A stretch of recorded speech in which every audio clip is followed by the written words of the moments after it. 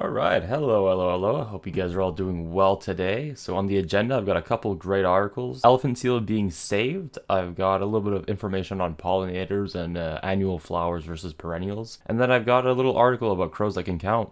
So yeah, let's just hop right into it. An elephant seal escapes from a marine mammal center trying to help her get plastic that's squeezing her neck off of said neck. They had seen her last year with the same plastic and she's gotten quite thin and the plastic is literally digging into her neck blubber. So luckily for anybody listening, the elephant seal ended up being quite fine. Her weight was below the normal range, which is fair. They in fact called her thin. They basically poked her with a long stick that had sedatives on it.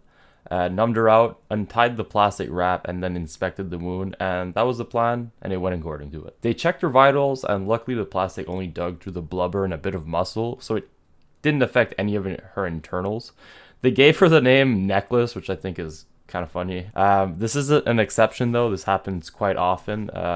That they'll get caught in plastic rings. Another seal that they called the green tie, I'm assuming had a giant green tie around its neck. It's a big male. It had two around its neck, and now it has scars, so it makes him very easily identifiable, so they can pick him out of a crowd pretty easily. Let's go on to the flowers. Pollinators enjoy a flower loaded in pollen, and sometimes that can lead them to be a bit pickier. For example, they prefer wild roses to farmed roses. They're looser, less tight bud, and with more pollen visibly exposed. Now, I've seen wild roses, and yeah, you could, we can see the pollen difference. They're loaded, so I can see why they would prefer something of that natural aspect and not something just for the petals, right? Because they don't care about the petals, they care about the pollen. So I guess it's a different input on what they like. A lot of annuals don't get the job done. Perennials are typically preferred, and bees can actually remember certain types of flowers, and they do remember them, and they'll go back to that certain type. So if they see, I don't know, 12 flowers on a wall and 3 of a certain kind are always better, they're always going to go back to those ones because they're better. Pollinators are essential for life on Earth, so getting them what they need is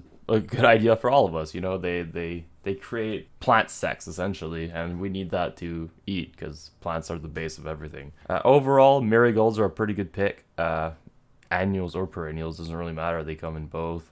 They've been pretty good for a while. They've always kind of been good. They've always been the ones that people say, hey, throw that in your garden to attract the bees, right? And they do state, though, that annual flowers are better than no flowers at all. So you'll see that in like a city landscape. It's better to have a couple cute flowers you bought at the store than to have no flowers at all, right? So, hey, save the bees, am I right? Let's go on to the crows. So honeybees have shown the capacity to understand numbers, but crows took it further and demonstrated that they can count out loud and deliberately based off of visual and auditory cues. It takes a level of understanding that we haven't seen from any other non-human animal. Like when a toddler is learning to count, learning which number means how many of a certain thing can take a bit of time to grasp. So it's like, let's say I say the number 3. We all know exactly what a 3 looks like. We know 3 is like 3 fingers, 1, 2, 3. You know what that is, but knowing the number 3 and knowing how many fingers it actually means is something you have to learn, and crows apparently completely understand it. One of the reasons they looked into crows in the first place is outside of just being smart, like they've been known for being very smart. They have a basic understanding of 0, which is something that you also don't see in a lot of animals. They understand the idea of no numbers or nothing, which is cool,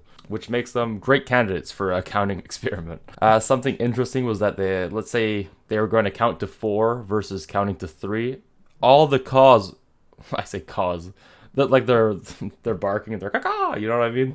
All their crows noises would sound different if they're counting to 4 versus if they're counting to 3. So I don't know if it'd be a different pitch, whatever it is. So if they're counting 1, 2, 3, it'll sound a certain way versus them counting 1, 2, 3, 4. It'll sound different way, not like a different language, but a different pitch when they have a different aim, which is very interesting. In the end, they found that the crows could flexibly and deliberately produce a range of number vocalizations using a number system that they fundamentally understand. So it's a very interesting article, and it's very interesting how intelligent crows just continue to be on a wider scale. Something that I'd seen in the past, not too long ago, and I don't know if it was a joke or if it was real, so this could be considered hearsay there, but it was when you find a dead crow and you see a bunch of crows surrounding them, they're not actually mourning the crow, they're actually investigating how they died. So it's technically like an autopsy to make them safer, which is just, it's kind of baffling. Like, crows are just so smart, so I'll give it to them. They're